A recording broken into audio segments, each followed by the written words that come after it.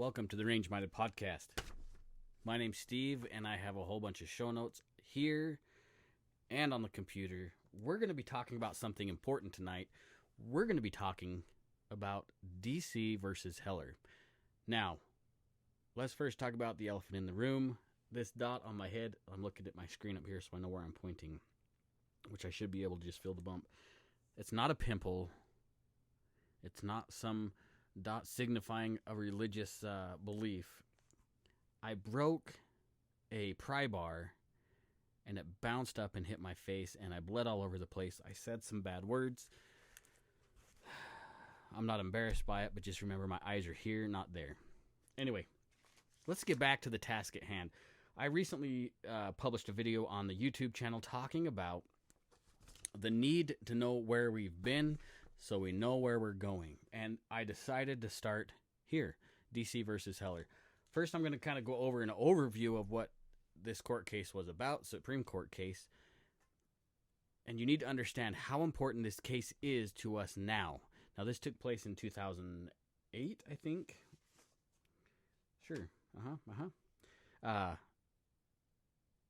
Yeah, 2008. That's where I read it, right there on my screen. It's important for us to understand this because there's some definitions made through this decision, and it passed, close, but it passed. There's some definitions that were refined and understood, and that tradition is going to be kept through the next few decisions that the Supreme Court makes from here on. So DC versus Heller. Dick Heller was a policeman and a security guard, and at the time in New York, it was impossible for him to carry a handgun outside of his professional capacity. In fact, when he was home, the gun had to be disassembled. There were safe storage laws. It was difficult for him to retain a firearm in case of self-defense. In fact, you weren't allowed to use a firearm in self-defense at this time. He just as well club a bad guy to death with it, unless he was at work with his badge or doing whatever he was doing. Why was this case so important? Well, when Scalia made the decision, and he wrote it down, his opinion, there was a lot of information in there that is very, very pertinent to us now, and I want to talk about it. But let's jump to something first. Okay, I want you to hear this and understand this, and I want you to commit this to heart. And you've heard it before, and you will hear this many times again here on the podcast. The Second Amendment, okay? A well-regulated militia being necessary to the security of a free state. The right of the people to keep and bear arms shall not be infringed. Shall not be infringed. The word shall is a very powerful word in constitutional law, and it needs to stay that way, and we need to understand that. Do we need to read it again? I'll read it so I don't screw it up. A well-regulated militia being necessary to the security of a free state. The right of the people to keep and bear arms shall not be infringed. Okay. Why is that important? Because there's some very important verbiage in there, and it is defined by Scalia in this Heller case. Let's jump down here. I'm going to be reading some of the stuff out of this opinion because it is. I'm telling you, it is amazing. Let's jump to the opinion version of this case. I will link the Supreme Court documents to the show notes here at the end of the show so you can look up for yourself. All right. So, sorry, it wasn't New York. It was D.C. where this was, which we should have known anyways. Okay. So, he goes through, it dissects the Second Amendment, and it's important for us to understand how he dissects this, okay? Now, this is from his opinion, Scalia's opinion. The Second Amendment is naturally divided into two parts, the prefatory clause and the operative clause. The former does not limit the latter grammatically, but rather announces a purpose. The amendment could be rephrased, because a well-regulated militia is necessary to the security of a free state, the right of the people to keep and bear arms shall not be infringed. So he goes through and rephrases it to help us understand it a little better. And why is that important? Because the anti-gun movement continuously and non-stoppingly, is that a phrase, attacks our Second Amendment by using the text of the Second Amendment itself, and Scalia was not having it. He said the logic demands that there be a link between the stated purpose and the command. The Second Amendment would be nonsensical if it read, a well-regulated militia being necessary to the security of a free state, the right of the people to petition and redress the grievances shall not be infringed. That makes no sense, right? That's what he's saying. There's a reason why we have the operative and the prefatory clause. Well, prefatory and operative. You get what I'm saying, okay? So let's jump into the operative clause, because he talks about this in depth. And I'm not going to read everything, but like I say, I'm going to read a lot of this stuff straight from Scalia's opinion. The right of the people, the first salient feature of the operative clause, codifies that the people, the unnamed Constitution and the Bill of Rights use the phrase the right of the people 2 other times. The First Amendment's assembly to petition, and the Fourth Amendment search and seizure clause. The Ninth Amendment uses very similar terminology. The enumeration of the in the Constitution of certain rights shall not be construed to deny or disparage others retained by the people. All 3 of these instances unambiguously refer to the individual rights, not the collective rights, or the rights that may be exercised only through the participation of some corporate body. So right there, that's the very first important thing. He talks about the militia. He doesn't talk about the militia. Excuse me. The anti-gun crowd will state the militia is a collective group. The people are a collective body. And Scalia says, no. If you look at all the other references in the Bill of Rights, when it says we the people, or it references the people, he's not talking about a collective body. The Founding Fathers never interpreted the people as a collective situation. It's an individual right. And an individual's rights, like it says in the First Amendment and the Fourth Amendment, can't be construed any other way. It is an individual responsibility, an individual purpose. 3 provisions of the Constitution refer to the people in the context other than rights. The famous preamble, we the people, second article, providing that the people will choose the member of the House. The 10th Amendment, providing that those powers not given to the federal government remain with the states or the people. Those provisions arguably refer to people acting collectively, but they deal with the exercise of reservation of powers, not rights. Nowhere else in the Constitution does a right attributed to the people refer to anything other than an individual right. This is important for us to understand. The Second Amendment is an individual right, as individual as our First Amendment privileges. No, rights. Wow, where did that come from? Now I'm talking like a lefty. They're not privileges, they're rights. What is more, in all 6 other provisions of the Constitution that mention the people, the term unambiguously refers to all members of the political community, not an unspecified subset, as we said in the United States. So they reference a different ruling. The people seems to have been a term of art employed in select parts of the Constitution. It uses or suggests that the people protected by the Fourth Amendment and by the First and Second Amendments, and to whom the rights and powers are reserved in the Ninth and 10th Amendments, refers to the class of persons who are part of a national community or who have otherwise developed sufficient connection with this country to be considered part of that community. This contrasts markedly with the phrases the militia in the prefatory clause, as we will describe below. So we're going to go that through later. We'll talk about that. The militia in colonial America consists of a subset of the people, those who were male, able-bodied, and within a certain age range. Reading the Second Amendment as protecting only the rights to keep and bear arms in an organized militia, therefore fits poorly with the operative clause. The operative clause's description of the holder that right as the people. So then he goes through keeping keeping arms. Okay. Sorry, I'm just kind of skipping through reading real fast so I can go through what I was thinking about. Keep and bear arms. We move now from the holder the holder of the right, the people, to the substance of the right to keep and bear arms. Before addressing the verbs keep and bear, we interpret their object, arms. In 18th century meaning is no different from the meaning today. In the 1773 edition of Samuel Johnson's dictionary defined arms. Now this is important because this will play a part later on, not in this ruling, but in your individual right to defend yourself. Dictionary defined arms as weapons of offense or armor of defense. Why do we carry handguns? Why do we possess firearms? Now, in the 1773 edition of the dictionary, which the founders probably referenced to understand and use the correct language in the document, they're either weapons of offense or an armor of defense. Think about that for a minute.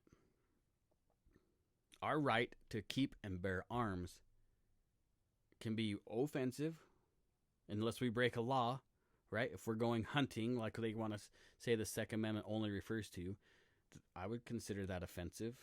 Not offensive as I'm embarrassed or ashamed by what you did, but we're using it for a purpose. Or defensive in form of an armor, not talking about a knight in shining armor, but a use to defend ourselves. I would consider my firearm or my defensive use knife as a shield in a way. No, it's not going to deflect bullets, but it will return an object just as fast. The dictionary in the English language, 107, 4th edition, blah, blah. Timothy Cunningham's important 1771 legal dictionary defines arm as anything that a man wears for his defense, or takes into his hands, or useth in wrath to cast a strike or strike another. The New and Complete Law Dictionary, 1771. Okay, yeah, that's just the same dictionary. The term was applied then, as it is now, to weapons that were not specifically designed for military use and were not employed in the military capacity. For instance, Cunningham's dictionary gave us an example of usage. Servants and laborers shall use bows and arrows on Sundays and not bear other arms. Let's see, skip down a little bit. Although one founding era thesaurus limited the arms as opposed to weapons to instruments of offense generally made use of war, even that source stated that firearms constituted arms. Tressler, the distinction between, that was just the thesaurus. Sorry, I'm reading some of the explanations. So this term is often used to battle against the Second Amendment, this part of this paragraph. And I'm going to read it again. It's the very beginning of the paragraph. The term was applied then, as it is now, to weapons that were not specifically designed for military use and were not employed in the military capacity. There are many people that are saying that the AR-15 is a weapon of war. Never has the AR-15, which is a civilian variant of the Armalite rifle, right? That scary weapon. Never has any military issued an AR-15. Okay? Now somebody's going to say, well, Ukraine, there's a bunch shipped over. They weren't issued, they were donated. Never has an AR-15 been issued by any military across the world. Why? Because it's a semi-automatic rifle. They want full burst fire, right? Full auto fire, so they can use as a suppressive tool, not one round at a time. They want to select fire. Okay? Some have made argument bordering on the frivolous that only those arms existed in the 18th century are protected by the Second Amendment. We do not interpret constitutional rights that way, just as the First Amendment protects modern forms of communication. So Scalia says, look, the Constitution, the Bill of Rights, the Second Amendment, does not only apply to muskets, to duck-foot pistols, to the puckle gun. It does not apply only. It applies to all arms. Okay? Just like your First Amendment rights don't stop with pen and quill, ink and quill. parchment and quill. You know what I'm talking about. We, in turn, to use phrases keep arms and bear arms. Johnson defined keep arms most relevantly to retain or not to lose, and to have in custody. Webster, man, stupid emails, making my noisy stuff go on. Johnson defined keep as most relevantly to retain, not to lose, and to have in custody. Johnson's Webster defined as to hold or retain in one's power or possession. No party has apprised us of idiomatic meaning to keep arms. Thus, the most natural reading of keep arms in the Second Amendment is to, drumroll please, have weapons. Scalia states, to keep and bear arms is relevant now to arms, to modern firearms. To keep means to retain, to have in possession, to be able to possess. Arms is referred to modern arms. Okay? Pretty clear.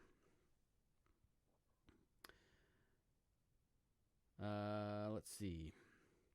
The phrase keep arms was not prevalent and written in documents of the founding period that we have found, but there are few examples, all of which favor viewing the right to keep arms as an individual right unconnected with militia service. William Blackstone. Please find Blackstone's commentaries. William Blackstone, for example, wrote that Catholics convicted of not attending service in the Church of England suffered certain penalties, one of which was that they were not permitted to keep arms in their house. Man, wouldn't that be tough? Almost like the Founding Fathers didn't like the bureaucracy, right? Not permitted to keep arms in their house. Let's see. No papist shall or may have keep arms in his house, any arms. Hawkins' treatise on the pleas of the crowd. Oh, these are just more. Petitioners point to militia laws to the founding period that require militia members to keep arms in connection with militia service, and that they conclude from this that the phrase keep arms has a militia-related connotation. And then it talks about a reference. And this rather is saying that since there are many statutes authorizing aggrieved employees to keep complaints with federal agencies, the phrase file complaints has an employment-related connotation. Keep arms was simply a common way of referring to possession of arms for militiamen and everyone else. Okay? Why am I going through this? Why do we need to hear this? There is a ton more. A ton. Okay, like I'm just scrolling down through here. I'm not going to read everything. You guys are probably getting bored with what I'm reading. That is why I'm sharing and sharing the link, copying the link for you to go through and read. Please read this. Please. In some of the next few podcasts, I don't know if I'm going to do a bunch in a row or if I'm just going to kind of periodically put them through there. I think it's important for us to understand and learn our history. We need to know where we've been and how we got here now so we know where to go in the future. Let's talk about the pistol brace thing for a minute. And I know it's like beating a dead horse. First and foremost, straight up, don't listen to me. Don't listen to any other YouTubers or podcasters or whatever telling you what you need to do or what you shouldn't do with your firearms. If you have a pistol brace or more, I'm not telling you that you have to hurry up, take your pictures, get your fingerprints done, submit all that information to the ATF, and forego the $200 grace period or whatever. I'm not telling you to do that. I'm also telling you, or I'm also not telling you to do that. You need to consult an attorney. Gosh, I'm struggling speaking, aren't I? You need to consult an attorney, one that understands the Second Amendment, one that understands how a lot of the 2A stuff is going on in the world. Consult an attorney. I was I learned of some information, and I didn't know this. Like honestly, I was kind of surprised when I heard this, and I can't remember what video I was watching. Um, it was on a Gun Owners of America. They were at SHOT Show. This I don't remember the dude's name, but he was reading all the pistol brace stuff, the final rule, and a little light bulb came on, and his question was so intense in his mind that he decided to talk to the ATF booth and find somebody that could help him with this. So I wasn't aware of this, and I should be. Maybe I did know and forgot. But the FBI no longer takes care of background checks. They're no longer in charge of the NICS system. The ATF is now in charge of the NICS system. Now, after 88 days, if they have gotten no resolution back, it's a denial. Now we remember that with the NICS system, after 3 days, if you're buying a handgun, if they can't find anything wrong, right, because you're presumed innocent, you get to take your firearm home after you fill out your 4473 and wait on your background check. But now, with the ATF, at least as far as NFA items are concerned, if after 88 days, if you have gotten no response back, it's a denial. How many arm braces do we know? Well, can we assume are out there in circulation? The ATF figures somewhere between 10 and 40 million, which is a huge difference in numbers. I still think that number at 40 million is low, but let's use the 40 million number. Now, suddenly everybody's going to go jump on this amnesty thing, and everybody's going to, all 40 million arm brace holders, which, there's some that have multiple, I get it. But 40 million firearms to be put in the NFA registry, 40 million. I looked it up earlier. There are 500 and something thousand SBRs in the NFA registry. 500 something thousand. If we use their number of 40 million, that is going to take a massive dump on the background check system. Are they going to have it done in 88 days? No. That's not even 3 months. How long does it take? You guys that have bought suppressors or have done Form 1 stuff, how long does it take on a system that's not bogged down? When I was behind the counter selling stuff, I heard within 30 days of getting suppressors back and at least 14 months. And that is on a non-plastered year. 88 days, friends. 88 days. It's an automatic denial. Here's the problem with that 88 days. In the meantime, you have taken pictures of the firearm. You have sent a request. You have sent fingerprints. At that point, you can't say, no, I don't have one, because you just sent all the information in. Now the ATF knows, without a doubt, they have documentation, they have photographs, that you're in possession of an illegal weapon. This bill, it's not a bill.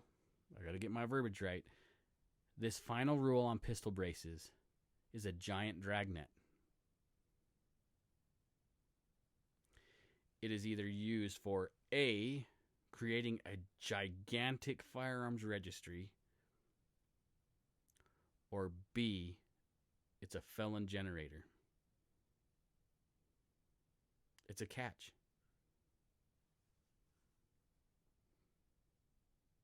Now, Matt Gaetz, if you follow us on Instagram, Matt Gaetz posted a bill, presented a bill to put the ATF in check. It needs to happen. I don't think, my gut says that this pistol brace rule won't stand in court. But how long is it going to take from the date of posting it to the point that it's heard in the Supreme Court? A lot of things can happen in that amount of time. I'm guessing it's longer than 88 days. I'm not telling you to lie to federal agents. I'm not telling you to not post whatever. You need to do what you feel is right. That's why I'm saying consult an attorney. In the meantime, you need to call your senators, you need to call your representatives, and you need to tell them how you feel about the ATF's crazy overreach. Now, they're under the control of the Department of Justice. That's where they say they get their ability to make all these laws and all these rules, because the Department of Justice gives them the ability to do so. But that's not quite right. Congress, its duty is to create bills. Okay, to create laws. We'll see. We'll see what happens. Now, I know that's such a Debbie Downer. We just talked about Heller. We just talked about Heller and how it was a win. It is a win. Okay? Now, in Miller, which we'll talk about later, they reference that a lot of the history in Heller was wrong, and I believe they were right. Scalia, as amazing a man as he was, he still didn't get it 100% right. And thank God for Justice Thomas. Miller is a huge case, and that's what is destroying a lot of this BS rules that are trying to be implemented.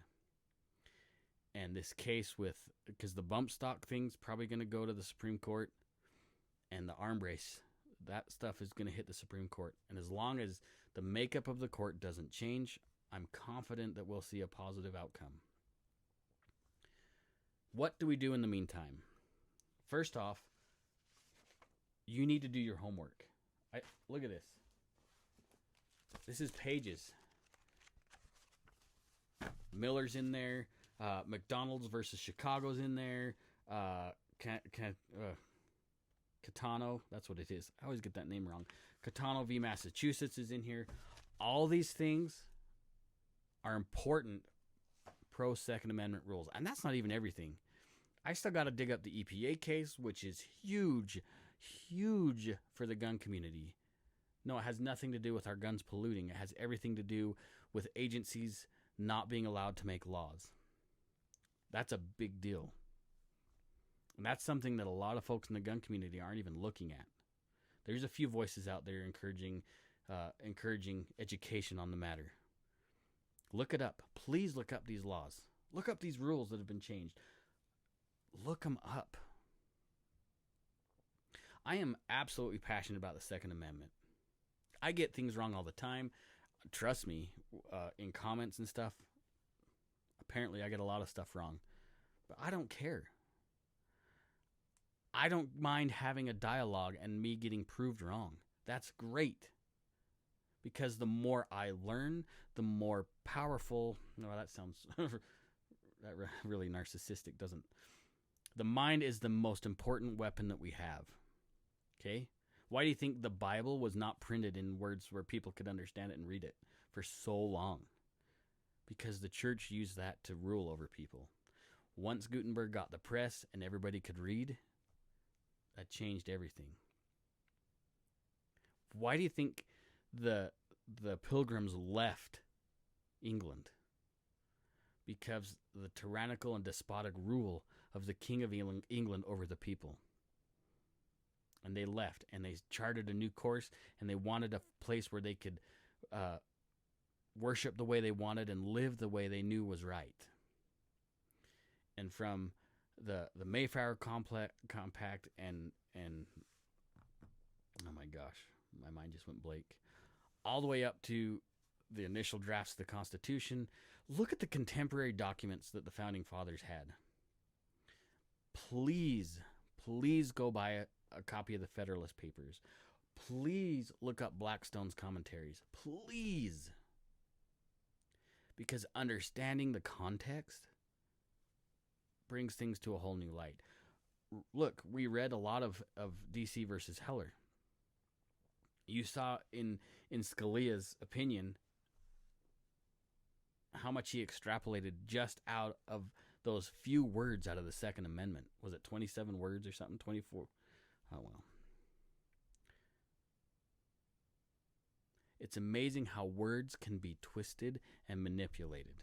And that's what the anti-gun community is so good at. But when you understand the content and the context, you know it can't be manipulated. You can't be manipulated. That's why doing your own homework is so important. I don't do enough homework. I don't. I'll be straight up honest with you. I probably listened to 12 hours of commentary today. Listened to it while I was working. On Heller, I listened to a great debate between the guy that runs Four Boxes Diner, Smith. What's his name? Steve Smith? I can't remember his name. Sorry. But there was a great debate between him and an anti-gun guy. Man, it was awesome. It was frustrating listening to some of the rhetoric that comes from the left in their just gun safety laws, right? Because they're using language in a way that manipulates their argument. If we understand that vocabulary they're using, that nomenclature, and then we understand the context of the reality of what is written in the Constitution, we can defend it. Right? I mean, when we drive our car, I understand this. We don't drive by looking in the rearview mirror, do we? No. Do we use our rearview mirror? Yeah. Why? Well, we got to see what's coming up behind us, right? But it also lets us know where we've been. We have to know what's coming up in the future. We have to. But we have a better understanding of what's coming up in the future when we understand our past and we understand how we got to this point in the United States.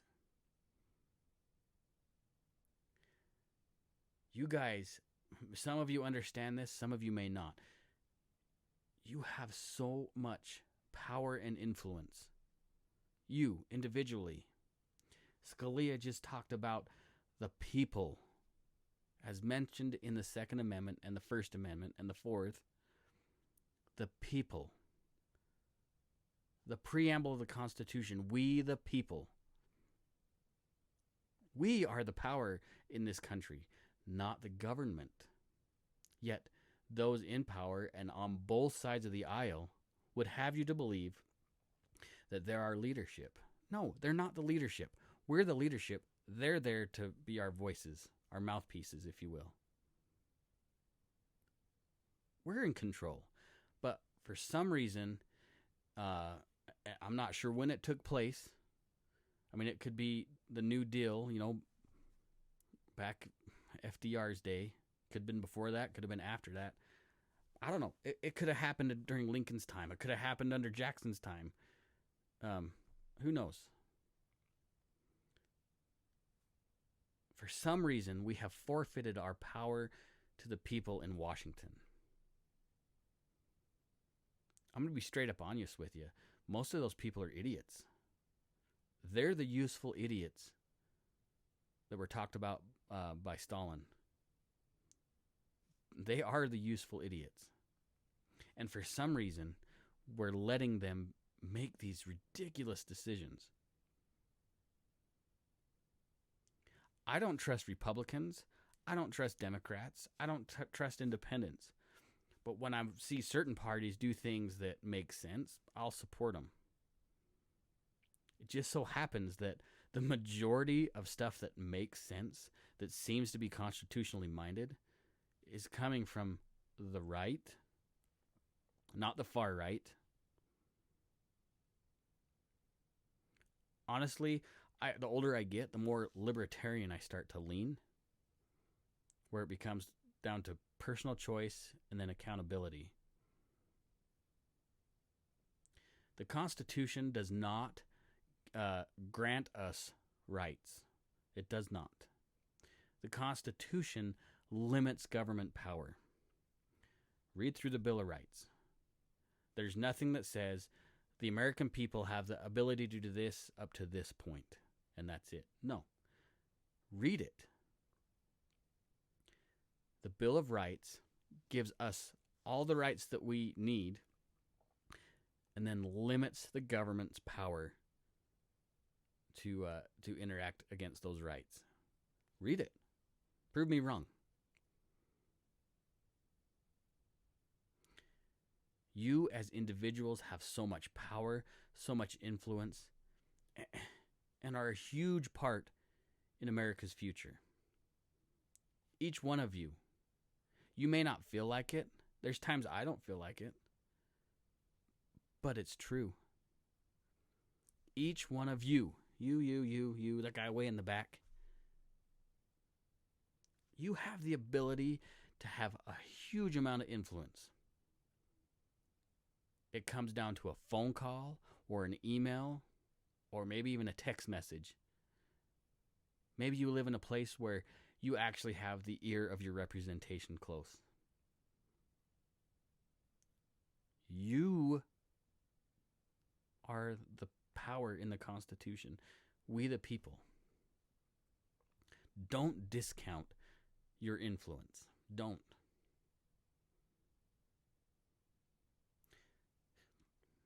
We'll go ahead and bring this to a close. I know it was a shorter episode. There was so much more to talk about. So much more I could have read in the DC versus Heller. I mean, when you look at the link, you're going to be like, oh man, there's pages and pages and pages and pages and pages. You think that's bad? Wait till we get to Bruin. Pages and pages and pages. 136 pages is what I printed off. I'll do some more commentary. I'll try to my best to bring that down to an edible size. Don't give up your Second Amendment rights. Understand the Constitution. Understand your rights. Don't be scared to stand up for what you believe. You have a voice. That is what's so beautiful about the First Amendment, is we have a voice. It's meant to be shared, right? We're not meant to be pushed into a corner and told to shut up. We are not meant to be that. I have faith in you guys. I love the Constitution. I love the United States of America. It is the greatest experiment ever happen in this world. Yes, there's other greater things that did happen, sure. But the American experiment is perfect. The problem is we just have imperfect people that are in control. Be good. Fight the good fight. Get some training. You know what? I just thought of this. What is it? Hillsdale College has an awesome free class on the Constitution. Awesome. Sign up. It's free. There's a bunch of videos. You can take some quizzes. I need to do it again. Awesome. And it's free. Maybe you don't like Hillsdale. Whatever. I liked it because it didn't seem like I was just getting one perspective. It seemed like it was very open-ended to me. It was awesome. Get some knowledge. Get some training. Take somebody shooting. Don't be scared to have the hard conversations about the Second Amendment with people. Don't be scared. This is why I decided we'd go through this stuff, is to give you some intellectual ammunition. This is standard capacity. Okay? Standard capacity. But we can increase that standard capacity the more we learn and understand. Our mind truly is, I guess it could be a weapon. I don't really like that term. But our mind is what really makes the difference.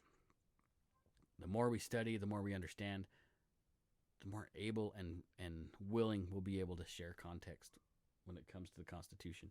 You can hear my puppy crying upstairs. Anyways, be safe. Take somebody shooting and be a good steward of the Second Amendment. Thanks, guys. And we'll listen to you next time. No, you'll listen to me next time on the Range Minded Podcast.